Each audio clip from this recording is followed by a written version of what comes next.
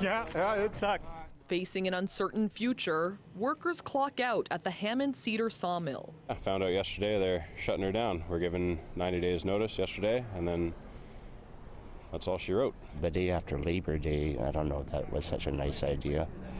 And then you have to go home and come back to work the next day, basically knowing that you're not going to be there for much longer. Interfor has announced the Maple Ridge Mill will close permanently by the end of October. Nearly 150 workers will lose their jobs. The union says the number of people affected is actually higher as dozens of contractors rely on the mill for work. My grandpa started here in 1946.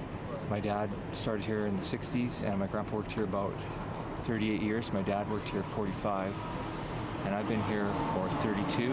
And my son, who is a fourth generation, he's been here almost a year. The Hammond Mill was built in 1963, but the first mill on the site was opened more than 100 years ago, in 1908.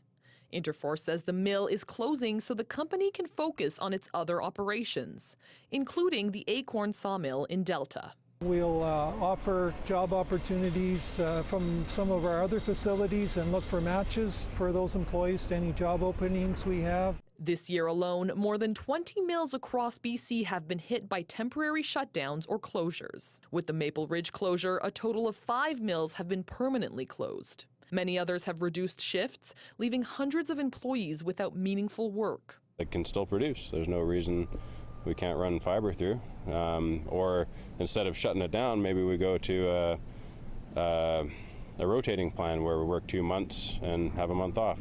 The forestry industry's struggles are being blamed on the market and a shortage of lumber due to mountain pine beetle infestations and wildfires. Unless the government steps up to the plate and says, stop sending raw log exports. If that happens, maybe that we could save the mill. Eva Uguen-Senge, CBC News, Maple Ridge.